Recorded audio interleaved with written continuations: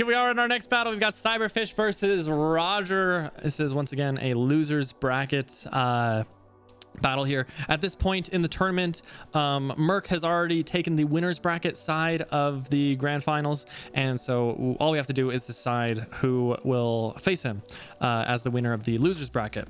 And so both these players are trying to take that spot.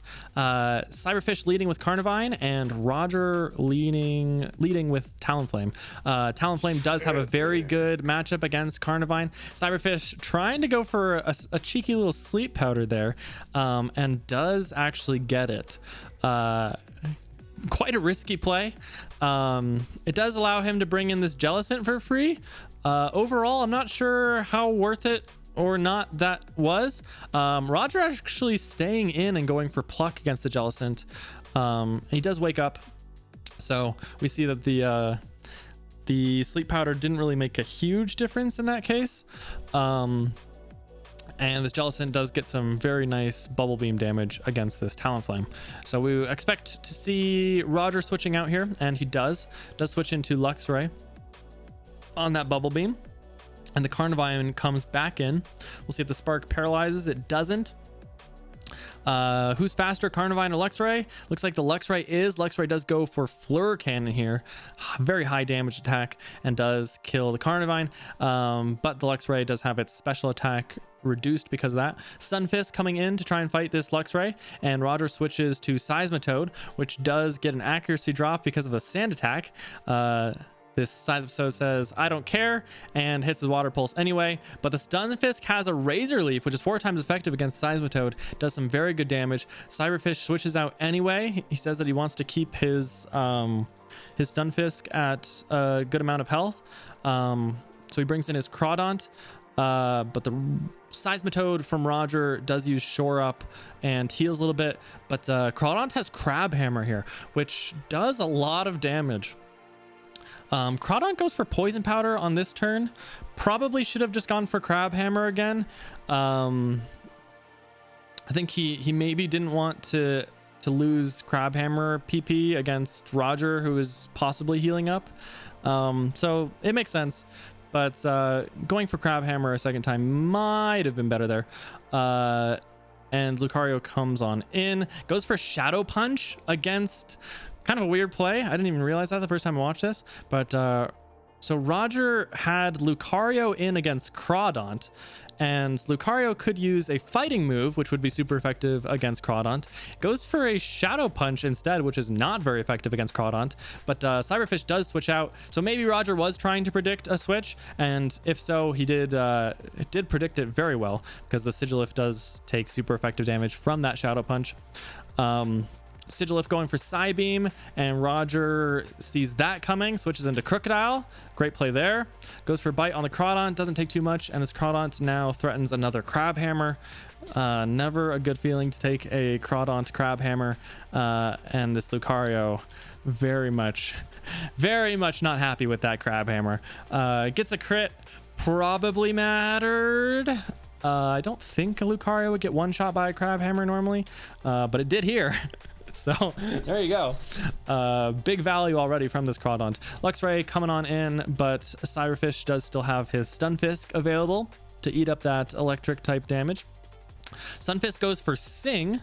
Cyberfish was probably predicting a switch. Didn't necessarily know what was switching in, but used Sing as kind of a mid-ground hit anything thing, except for it doesn't hit here because it misses.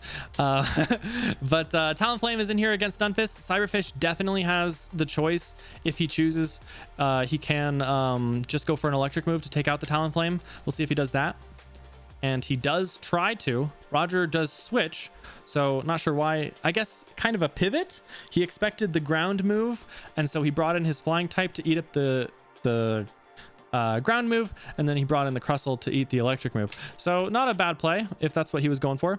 High horsepower from the Crustle does miss here, and we can kind of see that's the reason why he brought in the Crustle, to try and kill the Stunfisk with that. Goes for Rock Throw against the Jellicent. Not going to be enough to kill it. Does get a crit with that though. And the Luxray comes on in. It looks like he wants to save the Crustle. That Crustle seemed like it was pretty low, so I'm not sure what he's hoping to do with that.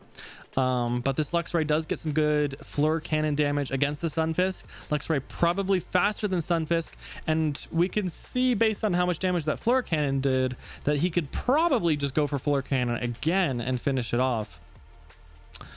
And that is what he ends up doing here. Oh, but it doesn't kill. Looks like I was wrong.